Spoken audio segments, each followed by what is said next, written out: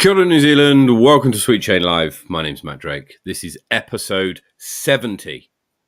70. Wow. Brady, how are you this evening? Doing great. Trying to stay dry and warm in Wellington. Not the easiest task. How are you? What's that pretty thing in the background?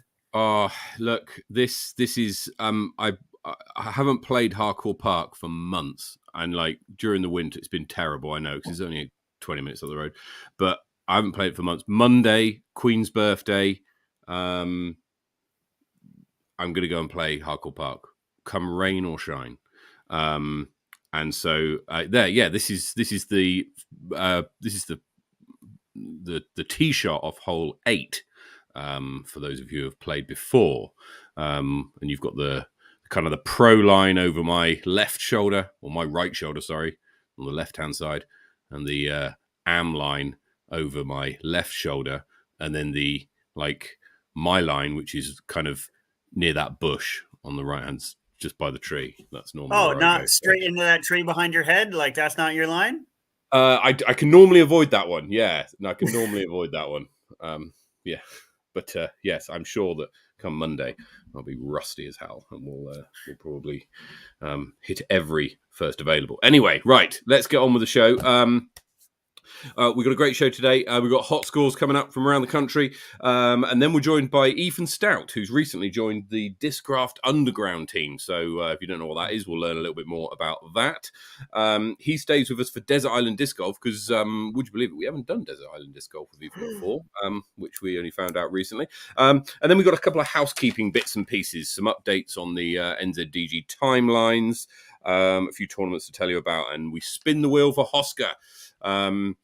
And it's going to be quite an interesting one this week, which is this Saturday actually in Petone. So yeah, anyway, let's kick off with the hot scores. Starting down south in Invercargill, Chris Leatherby sets the pace with 14 under par at Queen's Park. In Invercargill, and up to Dunedin at Chingford, it's Scott Pulver who hits 7 under par. Tom McKay, Andrew Fleming, and Jack Maffey did.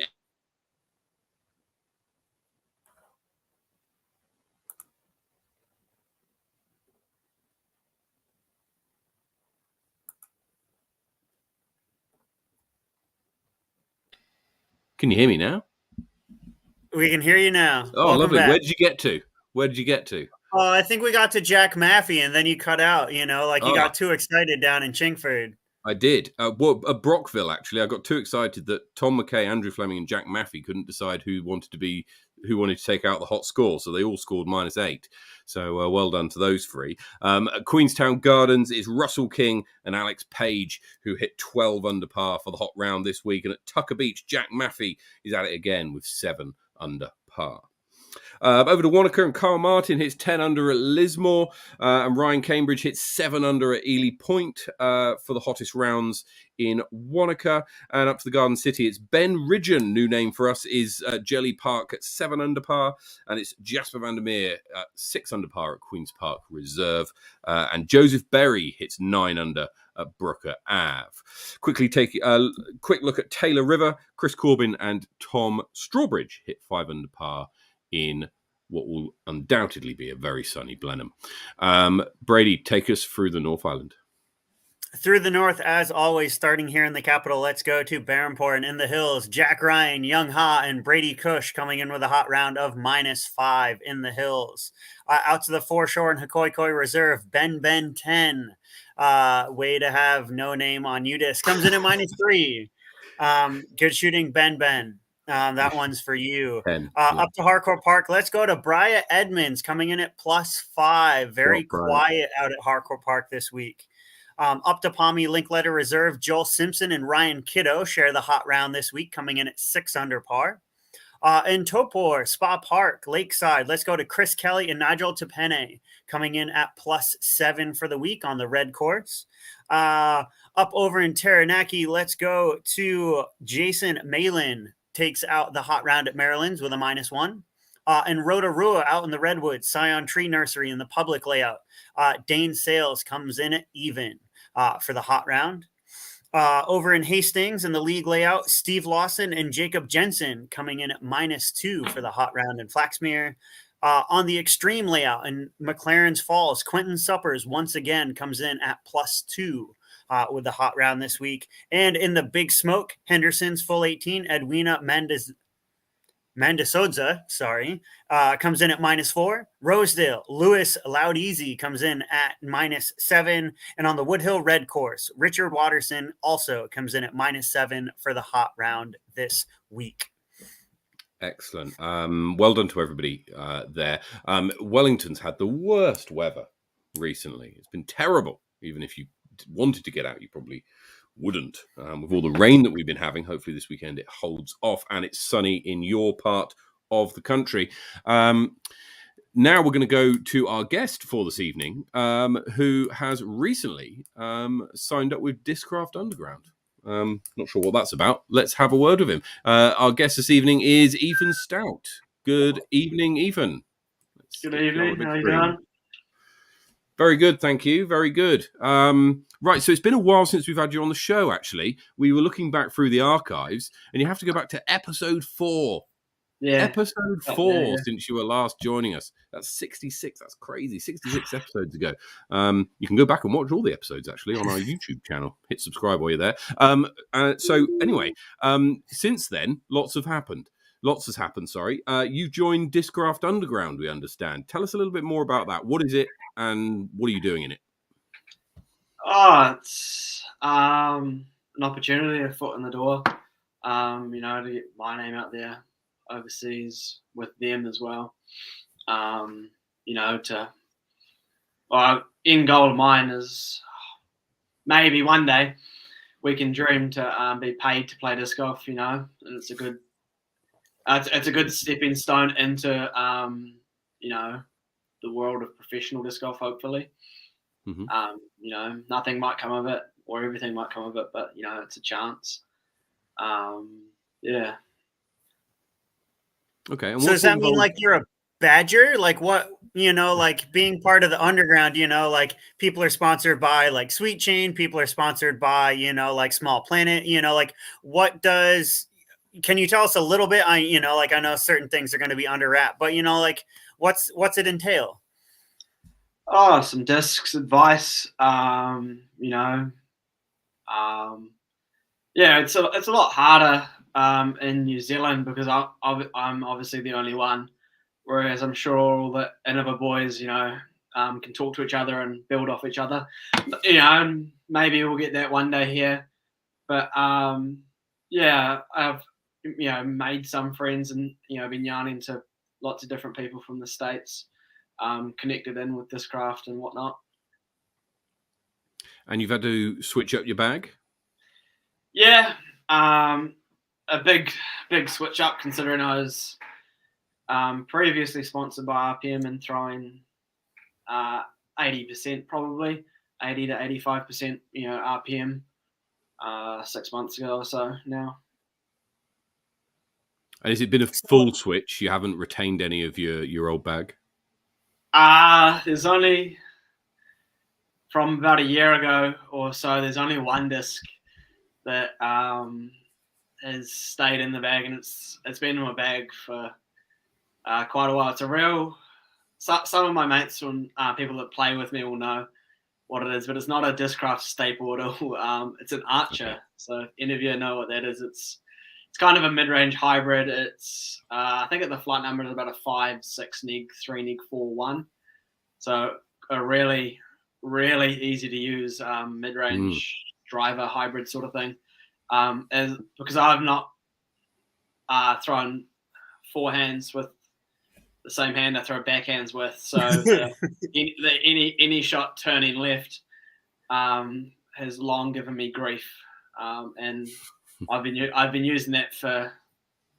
I bought that before the smash in 2019, and I think it's pretty much been in my bag ever since. Not throwing it as much as I used to, but that was the only one that I did carry over. Well, I was going to say, and that's actually a really good question. So, like a lot of the listeners there and like you yourself throw like RPM, and come from a New Zealand bag. If you could like put out a blanket statement. What's it been like to transition to Discraft? Have you found anything that you loved? Is there anything that Discraft discs do that RPM discs don't, or vice versa? The transitioning was definitely not easy, but spend way too much time off the course thinking about disc golf and stuff. So I've for years gone, oh, imagine if I was sponsored by this brand, and and run through what it'd be like to be sponsored by most manufacturers and what I think I'd throw, and spent too much time before I obviously knew it was happening. So I had a good idea in my head just from spending too much time thinking about it.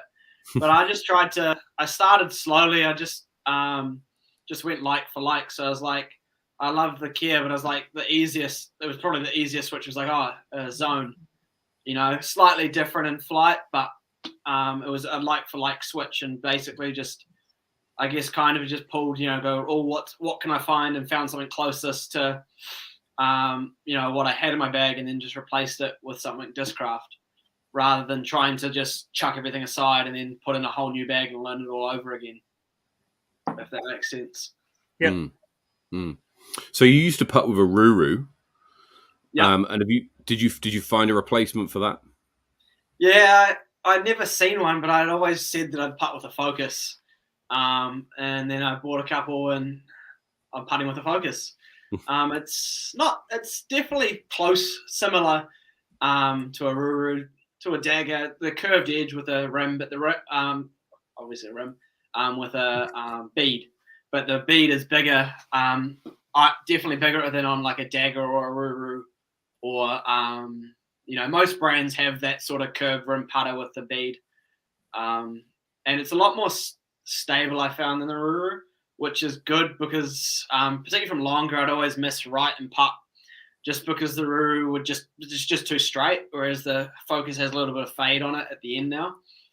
So I'm not pushing my putts so much, yeah. So is that like, are you saying Discraft has made you a better putter? No, I'm saying I probably found the right disc for longer, because I totally agree with anyone that inside 8 meters it doesn't matter. It's more about what you do with it. But I'm quite spinny when I putt, and often very aggressive from further out. And the Ruru, just whilst it was a 0-1, it just glides and would just hold straight for me. So like if I missed, I could tell from the moment it left my hand and just watch it fade. But the Focus has a bit more stability. It's probably comparable to a Takapoo, but I've not seen one fly yet. Just in that last 5-10% of the flight, it hooks back, hopefully into the basket. But yeah, we'll see. Now, have you found like any staples? Is there any disc that like you've acquired that you're like, man, I'm throwing this on so many tees or so many upshots, like I don't know what I would do without this in my new Discraft bag? There's all the boring ones. The Buzz, of course, and Buzz is great. The biggest one, there is one, and I don't want to spoil it for Desert Island Disc Golf, but it's one that's not necessarily as popular. I do think Paul's Macbeth's got one in his bag at the moment, but a less popular mold that I got given by someone down here. It was just like, I don't want this. Do you want to try it? Tried it and loved it. So, but I love Undertakers, like I say, because I like to be able to shape shots moving left as a left-hand backhand dominant thrower. So Undertakers, Forces, the Fierce. Fierce is probably my favorite throwing putter, I think. Really? Yeah, I loved my glow toys when I was with RPM, and I do like a good healthy Heiser release. And so the Fierce is a bit more forgiving for that than a Luna or other, generally stable putter would be. So. And what angle would you consider to be a healthy Heiser release? Could you kind of show us? Well, what's healthy? when I think I'm releasing flat, I'm probably releasing somewhere in about there. I don't know how. In about there, 5 degrees, 10 degrees. When I call that flat, and it's just because I've always, when I first started playing, I throw on Heiser. If I don't think about it, I'll probably release a disc about there, which is what most people probably consider a healthy Heiser. But sometimes I'll throw discs, right down. It's been something I've been working on, trying to get a more flat, or not even flat, but just a less of the Heiser, to be able to throw more stable discs further.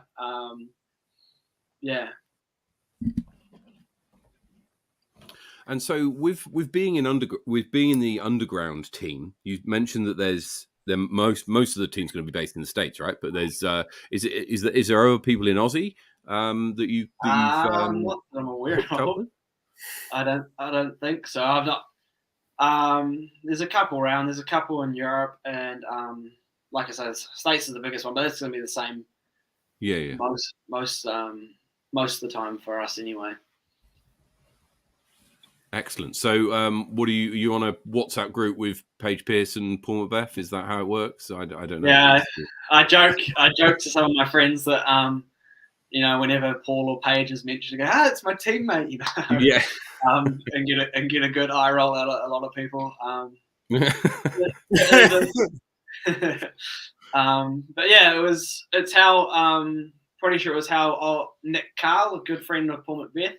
Mm-hmm. He was on lead card second round at Waco. Got his break, was on the underground team for a couple of years, and obviously proved he had the skills to pay the bills, and they were like, we think you do too.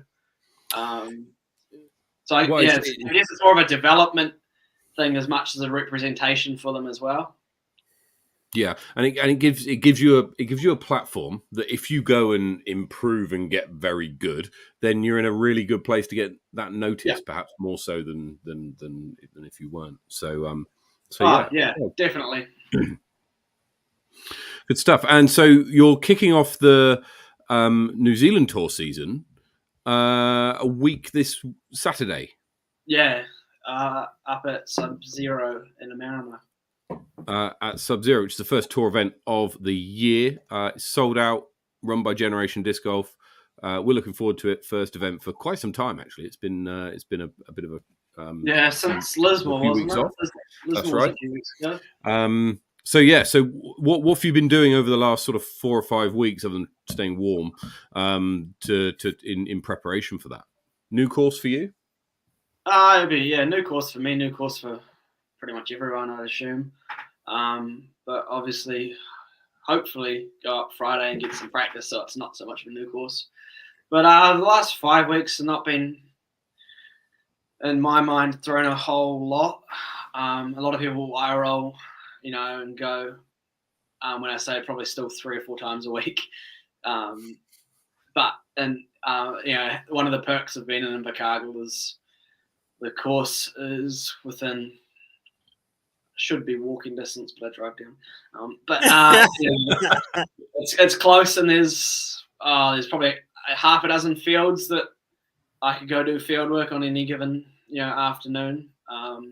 School fields and sports fields and stuff. So field work's been my main one. I'd been playing a bit of the league layout that Bray got going for us, and I thought I played alright at league. Even though I thought I played better than the ratings reflected, but that's another rabbit hole. So I had a pretty good league. Been doing more field work lately since leagues stopped when I can. It's been last probably 2.5 weeks down here.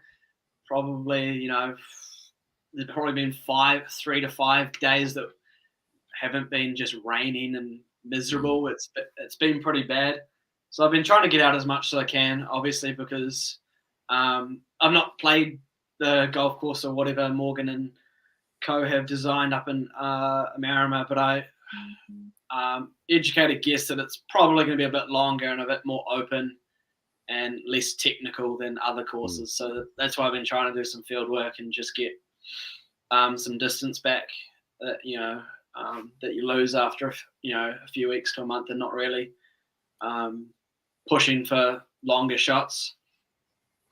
Yeah, it's funny how you say that that ratings behave differently in leagues than they do in tournaments. I think that's an interesting comment, and maybe one that we'll revisit in a future episode. If you look at what I played, I average about the same each week, and it varies from about 960 to 1,000. It can be a fickle beast, the PDGA ratings engine. That's a whole, like I said, it's a whole other rabbit hole. Another day. For another day, but yeah. For another day. But anyway, still averaged above my rating, so I'm not at all complaining or anything. It's going in the right direction. That's the thing. Yeah. Sure. Okay, let's jump into Desert Island Disc Golf. This is new for you, and the premise for anybody who's not seen this segment of the show before is that Ethan is stranded on a desert island. Now, fortunately for him, there's a disc golf course on this desert island, and he's been stranded with 3 discs and 3 of his favourite card mates. His card mates can be alive or dead, real or fantasy, seasoned pros, or people he knows. Right, so let's crack on with the discs. Ethan, what are you throwing on your desert island? Even though I don't putt with a Tour Series face, the ghost stamp makes it hard to see probably. It's the best. Yeah, this is this year's Tour Series. It's the best runner face I've found. Hoping to get a couple more. How does it differ? So you say it's the best one for people who haven't thrown a fierce before, or maybe even for people who have. How is this run different to others? And this run I've found personally, in my experience, I'm not going to pretend necessarily that it's true for everyone or all fierces, but this ESP is a lot more, more stable than last year's Metallic Z Tour Series plastic. I had one of those for a while, and it was all right. I liked the flight, but it was just a bit left finishing, even on my healthy Heiser. And I didn't even consider throwing jawbreaker or putting plastic one. It'd just be annoying to go whack into a tree in the park and chunk it, or I just think it'd beat up too quickly. So I can't speak to how they fly. And then I did find the Crystal Z one online, and I thought it'd be stable because it was crystal plastic. It's one of the 2020 Player of the Year ones. Nice, not real nice feel, and it's just flips and turns so quickly. So this would be my if I only throw one, and I don't mind the feel of it to putt with. So bit of a dual purpose. Okay. Just before we move on to your next disc, ghost stamps seem to be the sort of the stamp meta at the moment. What are your thoughts on them? Do you like them or not? Personally, I think they're really genius because, as you can see, the disc's swirly and it's very, very nice plastic. It's a good way to stamp it, so everyone knows it's a Tour Series disc. But also let the the beauty of the disc kind of remained untouched, if that makes sense. Yeah. Personally, I think it's genius. Particularly when your discs are looking so swirly. If it was just a plain blue, if it's just plain plastic, then it's maybe a little bit wasted. But that's just me. Brady, any thoughts? Do you like a ghost stamp? They're all right. Discraft has some of the best stamps. I'm a big Wonder Bread stamp guy. I got a new Diamond Plate Captain Raptor. So I think the swirly ESP is a perfect use for a ghost stamp. I agree with Ethan. Discraft is pretty much killing it in the swirl game. So slap a ghost stamp on that and rock away. But if it was a plain disc, give me some of that sweet Wonder Bread action. I have to agree with Ethan on that one. Yeah, I don't like them, but that's just me. Anyway, what's your next disc? Fine, more for us. Next disc is this. It's a Buzz. I got it off Andrew Presnell on Instagram. He put up a stack, and I was like, why not? Support a pro. Buy another disc. One of your teammates, right? Yeah, teammates, exactly. Teammate. It's real nice. I don't know if you can see, but it's quite kind of Z. I call it ZSP because it's definitely ESP, but it's got a bit of blend to it. Like it's, a bit of both, if that makes sense. And it's my stable Buzz at the moment, and I can when I learn to throw Heisers, I'll be able to shake shots with it. So and bonus, I always like to show the stuff. I got him to sign it on the underside. Yes. Very nice.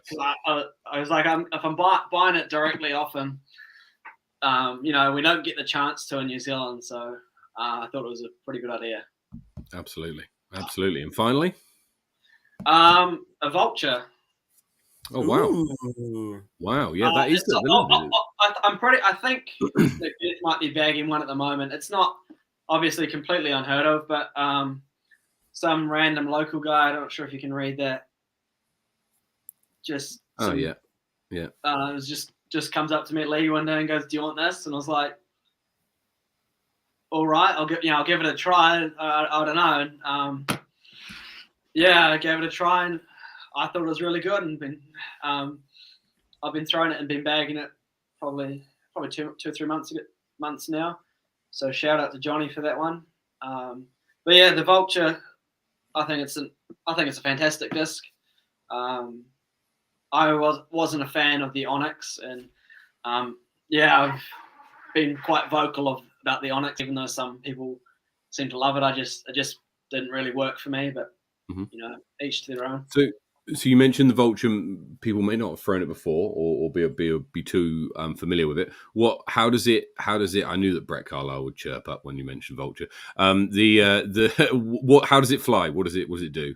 So it's a 10 speed. So it's kind of a hybrid 10-502 are its numbers.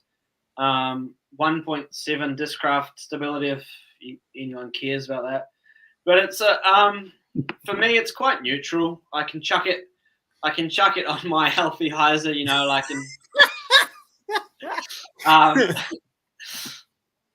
I can throw it on all angles. It holds up all right in a headwind. But if I, get it flat or up to a more of a normal, let's go normal release, it's definitely going to turn. And I can get it if I throw. I can get some nice, panning Anheisers out of it. It's what I used to throw. I throw in the park. I throw it on what was about, if you watch the Blinding Lights coverage, it's our normal 13, about hole 5 from the smash. The first one in the woods, Brady, I throw it and get a nice panning turn on it, even though it's about a 80, 90 meter hole. Just holds the turn and finishes flat. And I just think it's a really workable disc. Definitely faster and different to a Raptor. And like I say, I've watched lots of my friends throw Onyxes, but I got a couple and I threw them. I don't know, just not for me. So fair enough. It's been fitting in perfectly. I finally got another one actually just the other day, Ledgestone one, which is complementing it nicely, but more stable. Fantastic. Excellent. So who are your 3 card mates? Who are you taking with you? I was thinking about this earlier. I couldn't decide on people because I play with plenty of good people and people I enjoy playing with and whatnot. So I've gone because no one really ever does it. I was like, I'll go with celebrities. And in my world, sports is the only thing that really matters. So, so my 3 are Tom Brady, LeBron James, and both just because they're pure athletes. Imagine LeBron ripping a disc. The guy's just beef. They're both just athletes and fantastic at what they do. and I can talk all day, and I'd pick their brains while I stuck on a desert island with me. And the other one, because I went with the athlete theme, I didn't want to break it up. I couldn't. I watched football and numerous other sports, but I gone with a golfer because I've been watching a bit of golf lately. I've gone with Will Zalatoris. Just because I couldn't pick a footballer, and I couldn't pick one disc golfer. So those are my three. I'd just be yapping the entire time, picking their brain, asking about who knows what. And they're all athletes, so it'd be interesting to see them play.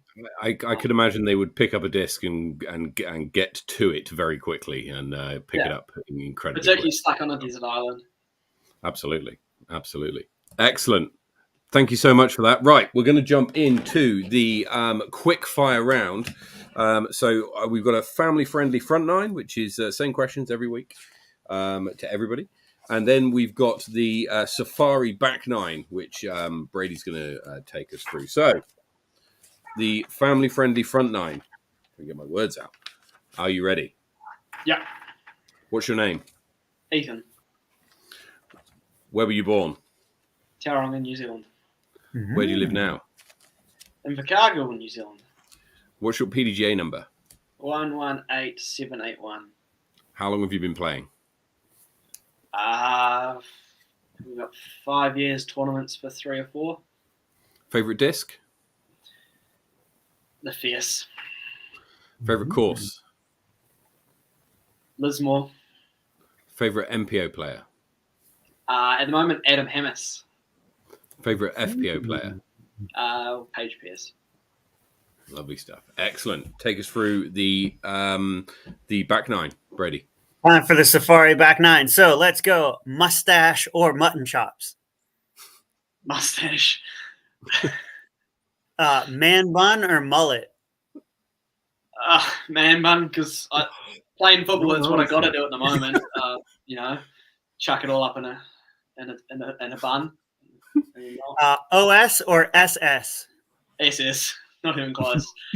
the OS would kill my Heiser release. Healthy Heiser, baby. Okay. Full send on a mid or backed off on a driver? Backed off on a driver. Dark horse or robot chicken? Robot chicken. Luna or roach? Roach. Paul's touch or Paige's power? Paul's touch, because it's impressive sometimes. All the time. Lefty forehand or righty backhand? Oh, lefty forehand. I can righty backhand better, but I'd need a forehand more. And disc golf in the woods or disc golf on a golf course? I gotta say woods. I'm better on the golf course, but the woods is so much more fun. And woods it is. Woods rounds out our Safari back nine. Thank you so much, Ethan. Fantastic. Thank you, Ethan, for joining us this evening. Very good to chat, get to know you a little bit more and learn a little bit more about Discraft Underground. Thanks for having me. Thank you so much. And very best of luck at Sub-Zero in just over a week's time. Yeah, looking forward to it. Excellent. We should be looking out for the results and seeing how you go. Right. Yeah, win that and we'll get you back on the show, shall we? All right. Excellent. Have a good one. See you soon. Yeah, thank you. Cheers. Right. Let's get us the right way around. Excellent. Great to see more international companies pick up New Zealand players, right? Yeah, definitely. We've got a big Innova. There's obviously a big Innova team that we're aware of, and obviously and Discraft have now started with picking up Ethan. I think it's great. Well, to be fair, let's give some, shout out and credit where it's due. A lot of work has been going into the background from NZDSS and Small Planet. Like I know that both of those companies have been instrumental when it comes to like one, sponsoring players, and two, bringing in that interest from overseas through their contacts that they have. So, like one, congratulations to Ethan on making Discraft Underground. That's something that I've tried for and haven't gotten. So congratulations. And then, also, like well done for all the Innova boys and all the like Small Planet NZDSS. Like you guys are definitely representing the country well. So keep it up. Looking forward to this 22-23 season, right? It's come around quick, 22-23 season. Very much looking forward to it. Absolutely. Right. We've got a few things to go through this evening. Now, NZDG AGM, the New Zealand Disc Golf Annual General Meeting, which is being held on the 22nd of this month. So that's 3 weeks yesterday. Now, if you wanted to be considered for a position on the board, the entire board is resigning. And if you wanted to be considered for a position on the board, then closing date was 7:00 this evening. If you want to know about what the positions were, then if you go back to last week's show, then you'll be able to see Brady and I will run down all of the different positions, the kind of things that they'd be involved in, and etc. And so go and check that one out. Now, on the 12th of June, the nominations, the people who have been nominated and seconded, will be released. So that's Sunday evening of the 12th of June. So that's the Sunday of Sub-Zero. On the Thursday following, we're going to have a show where we're inviting everybody who's nominated to come onto the show and talk a little bit about, why they want to do the position that they're going to do, or at least the one they've been nominated for. And then on the 22nd, which is the Wednesday at 7:00, is the AGM itself. I encourage everybody to tune into that. And then on the 23rd, the day after, we'll have our live reaction show. So yes, that'll be us. So there are your important dates over the next couple of weeks. Next week is going to be a huge show for us. We've got a roundtable discussion on New Zealand disc golf tournaments. We've got the roundtable will be moderated by myself, and will comprise of Brady. You're joining us, Johnny Ferrari, Morgan Hartveld, Hayden Shaw, Roberts Crastins, and Jackson Sullivan will be joining us for a roundtable discussion all about New Zealand disc golf tournaments. So tune in next week live to catch that.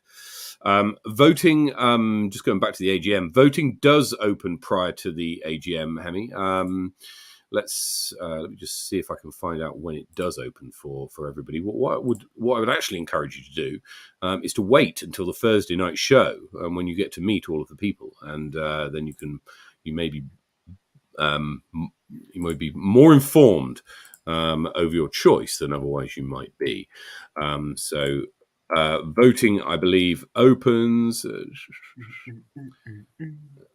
It does the. Hang on a second. Right, we got it here. Secure online e-voting details will be supplied at 7 p.m. on Sunday, the 12th of June, by the independent IT contractor that NZDG use. And then e-voting cuts off 24 hours before the meeting. So if you've not voted by then, it's fine. You can vote during the AGM, but people will encourage you to vote before, and I would encourage you to vote before, but after you've seen that Thursday night show on the 12th of June. Okay, right. What's up next? Women's Global Event. The Wellington event for the Women's Global Event has launched. The registration is open. If you head over to the Sweet Chain Music Facebook page, or if you search for Women's Global Event Wellington, you'll find it. It's also on Disc Golf Scene as well. Register now. Absolutely jam-packed players pack. We got some great sponsors on board, and it's taking place behind me. No, not my spare room, but more the course behind me, and this will be one of the holes that people have to tackle. over that time. We got space for 50. So so make sure you get in nice and early. We got a players pack. You get the PDJ players pack, which you might have seen online, which you get. We've also got a special tournament disc, which we've planned, which looks awesome, and we'll be getting some of those in, and there'll be some of those available to buy on the day outside of the players pack as well. So so if you want to get your hands on one of those and you're not female, then that's the way to do it. Right. Is there going to be a bouncy castle again, Matt? I beg your pardon? Is there going to be a bouncy castle again? You know what? We're working on it. A few details still to go out, but yes, we do believe it was the first and only disc golf tournament to have a bouncy castle, certainly in New Zealand. So if bouncy castles are your thing, and disc golf is your thing, then this is really your thing. Get to the Women's Global event. We've got people coming from as far away as Invercargill. And from as far north as Waipukaro. So make sure you get involved. It's on August the 6th. It's in the capital in Upper Hutt. So yeah, give us a shout and get involved. Right, what else have we got? Yeah, just a quick plug. I know we don't really kind of do this too much, but if you do like the show and you do tune in, at least sometimes, then we'd be very grateful if you head over to our YouTube page. So if you head over to our YouTube channel, search Sweet Jane Music in YouTube, head over to there, hit the subscribe and the like buttons on any of the videos you may be watching. There may be some of you watching now from YouTube. Make sure you subscribe and hit the bell so you know when we go live. It's 9 o'clock every Thursday, of course you know that, but just in case, this will notify your phone just in case you're otherwise engaged. Right. Coming up this Saturday is Hosker, held at the Petone Foreshore. Now this month we've got a theme round where we spin the wheel each month. People vote prior to decide what the theme round is going to be, and then we randomize it so that people don't necessarily get what they want. So what we're going to do is the three choices we had this month were drivers only, speed 11 and higher. So you're gonna have to be quite touchy with your upshots. We've got mulligans, and if that happens, we'll spin the wheel again to decide the number of mulligans. The other option that no one chose was bag tag scramble, where all the bag tags from around the city go into the pot, and if you get the highest score out of everybody, then you take home the lowest tag. So you can go from one to a lot more than one very quickly. And then the other option was all free. So there is a chance that if you come along to Hosker on Saturday, you could lose your number one tag in a drivers only 9 mulligans each round, which would be quite entertaining. Don't let that put you off, and then come along. Brady, you got tag one, haven't you? Yeah, I was gonna say, I was like, is this targeted advertising for like, oh hey Brady, come along, lose your tag. Oh hey Brady, come along, lose your tag. Well, I expect to see there, irrelevant of what comes up here. I just think we might see more people come along if they know that tag 1 is up for grabs. I'll be there. Tag 6 will be on the line if you want to try and nab it. But for now, let's spin the wheel, see what happens. Drivers only was picked out the most common, so that's the most likely to win. But mulligans and all three are still in there. Let's have a go. What are we playing this Saturday?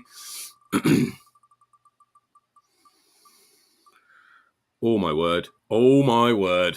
Oh, it's happened. Lovely stuff. Fantastic. So that's what the people wanted, especially all those people who don't live in Wellington. And so this week at Hosker, the themed round will be... Wait, Matt, you need to bring the wheel back. How many mulligans do we get? You're absolutely right. We will find out how many mulligans we're getting now. So it's drivers only. A quick note on mulligans. Like, that's crazy. I can't even throw my vulture. Like, what am I supposed to do? Find speed. Like, where's my healthy Heiser? With a nice 10-speed disc. Find a speed 11 disc or higher, and that's the one that you can throw. Okay. Wraith, Destroyers, Nukes, the new Hooligan Yeet. Yeah, for you those can of throw us who are watching you can throw Grace, I think is a speed 11. Enforcer, I think, is like a 13. Like a Raider is a 12. Maverick is something up there. Yeah. Yeah, Oh, no. we've lost your camera. Oh, where have you gone? Anyway, we're gonna spin the wheel for the mulligans now. Quick note on the mulligans. This is how it works. You take your tee shot, and then you can choose if you wish to retake your tee shot. And if you choose to retake it, then you have to go with the one that you retook. You can retake it as many times as you like, but it's always the last one you have to go with, and it's only tee shots that you can use your mulligans on. So here we go. We're going to spin this and see how many mulligans everybody's going to get.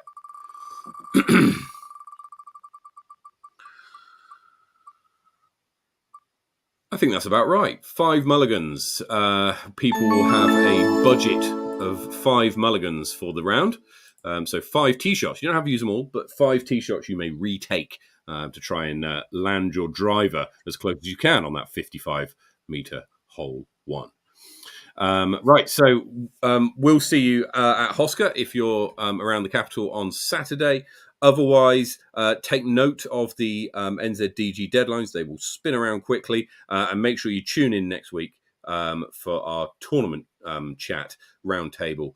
That's going to be a lot of fun, very insightful. If you've got any questions for the panel to do with New Zealand disc golf tournaments, could be anything, could be cost, could be it could be format, it could be locations, it could be do you want 2 tournaments on the same weekend in different parts of the country? Ooh, don't know. Anyway, we'll discuss more of that next week.